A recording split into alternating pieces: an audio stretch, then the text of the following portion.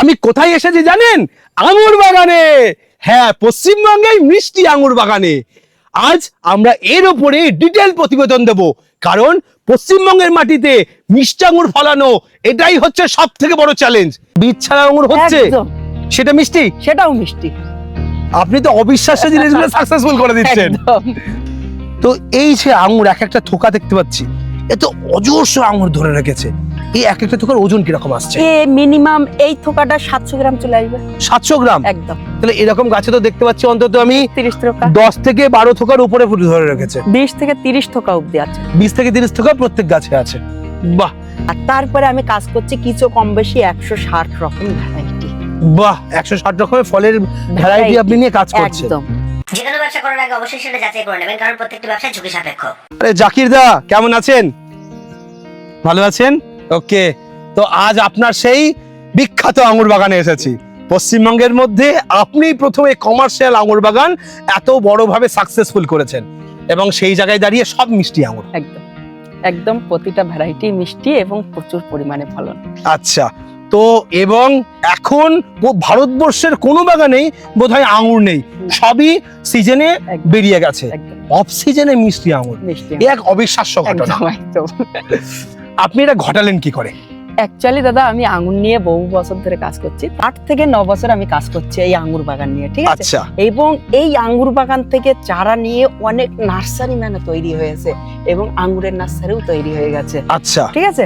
এইবারে আমার যে এই আঙ্গুর বাগানটা আমি করছি বহুদিন ধরে, এবং এই যে বাগানটা, এই বাগানটার বয়স আছে 1 বছর। এর পেছনে আরেকটি বাগান আছে, হ্যাঁ। সেটার বয়স 3 বছর।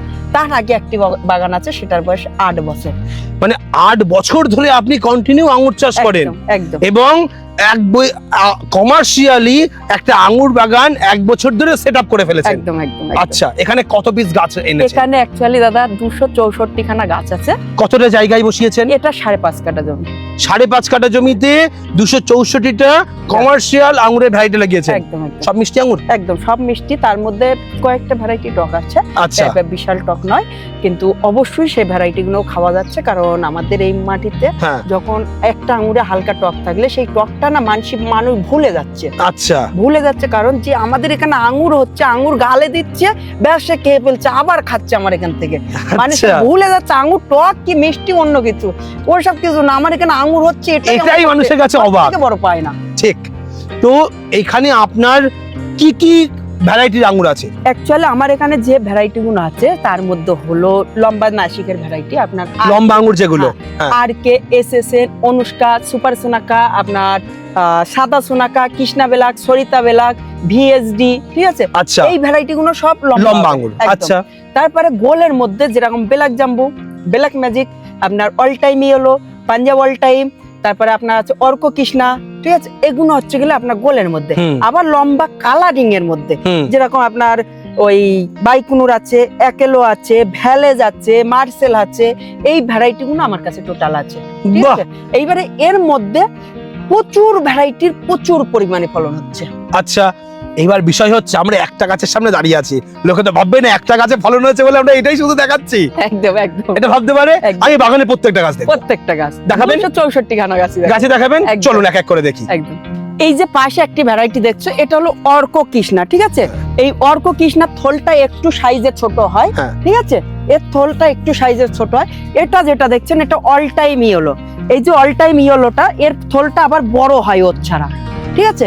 এবং এর থোকাটা আরো বড় হবে। আর এই যে দেখছো, এটা হলো পাঞ্জাব অল টাইম।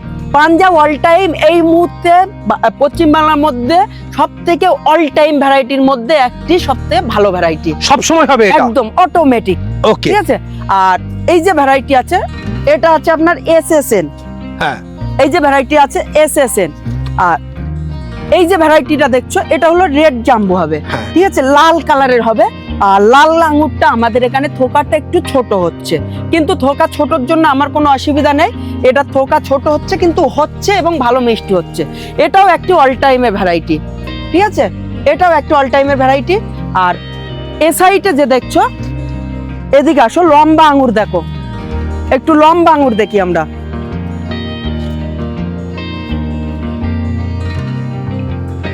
হ্যাঁ, প্রত্যেকটা গাছে দেখো, একটু ফলো করো, প্রতিটা গাছে 10-15 কেজি করে ফলন ধরে আছে। ঠিক আছে। হ্যাঁ। আর এই যে আমার ধরে আছে আবার লম্বা আঙুর, এই যে লম্বা হয়েছে, আচ্ছা। এটা হলো লম্বা আঙুর, এই যে হচ্ছে গেলে সব থেকে বড় পাওনা। আমি কি একটু বলবো এটা কি বাইকুনুর ভ্যারাইটি? একদম একদম এটাই তো লম্বা হয়। একদম একদম ঠিক। ঠিক।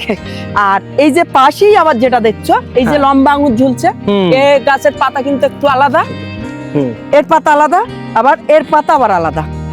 হ্যাঁ, ঠিক আছে? দুটো পাতা দেখতে আলাদা। আবার এর মধ্যে যে গাছগুলো আছে এর মধ্যে আবার এই দেখুন, এই আবার আরেক রকম পাতা।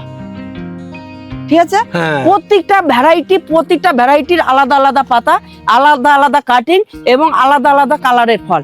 এবং হয়তো অনেক দর্শক বন্ধু বলতে পারে ফল সব একই কালার কেন, হ্যাঁ। এটাও আমি বলে দিই। এই ফলটা এখনো এতটা বাড়বে, ঠিক আছে। আচ্ছা। এই যে ফলটা এখনো এতটা বাড়বে, আর মানে এটা যা সাইজ হয়েছে এর ডবল সাইজ হবে। এখনো এতটা সাইজ বাড়বে, আচ্ছা, এখন এতটা সাইজ বাড়বে।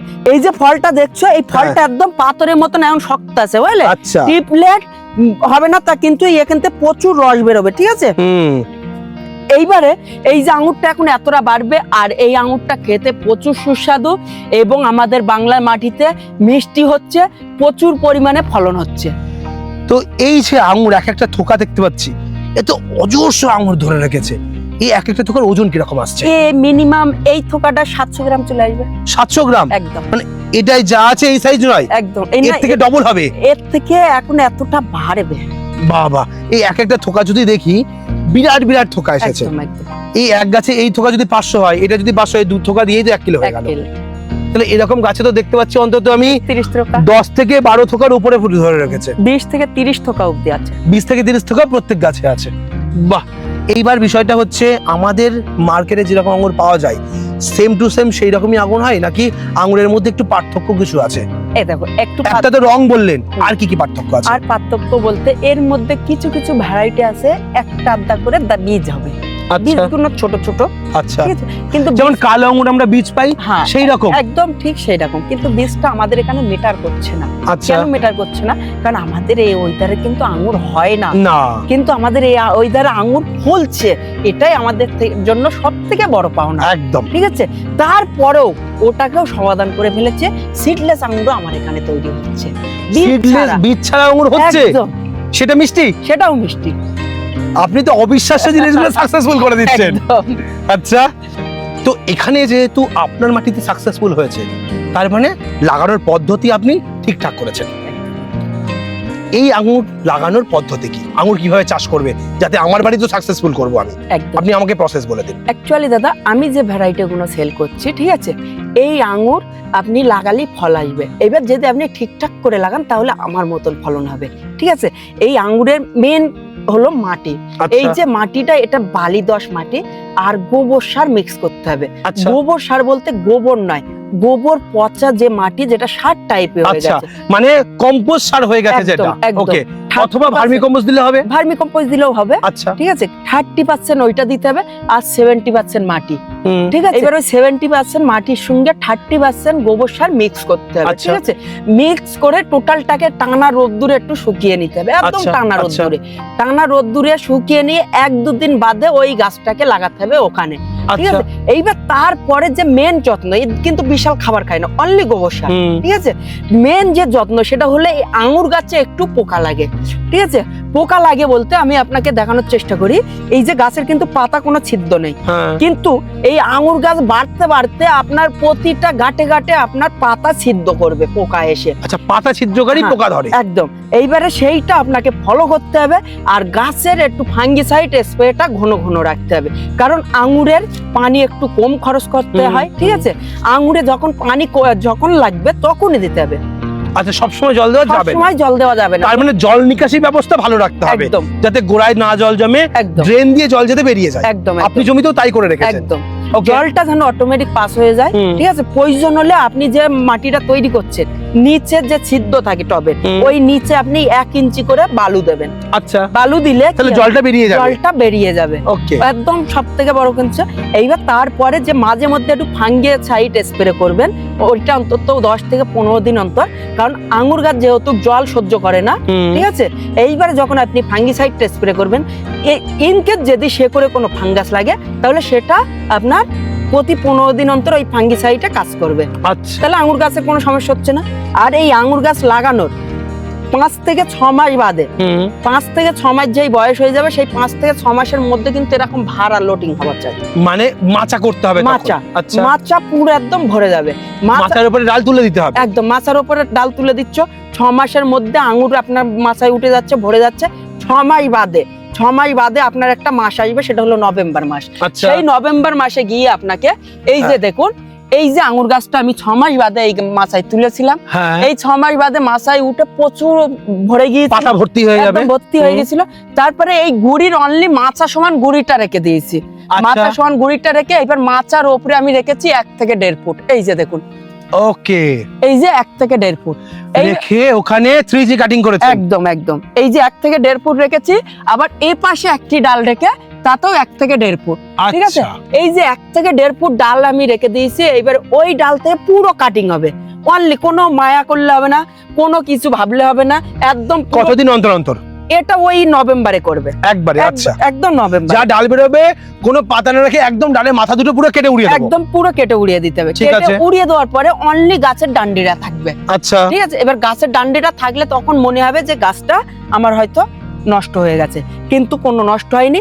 এইবার হবে ওর গাছের আসল যত্ন, ঠিক আছে?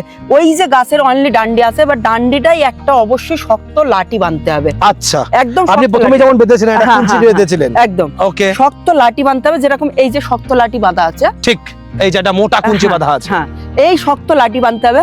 শক্ত লাঠি যেন এই ঝড়ে এদিক ওদিক দুলে না যায়, অনলি ডালটা থাকবে। ঠিক। আবার ওই ডালটা এখানে এসে বাঁধন দিয়ে রাখতে হবে, আচ্ছা, ডালটা যেন এদিক ওদিক সরেও না যায়, হ্যাঁ, ফিক্স থাকতে হবে ডালটাকে।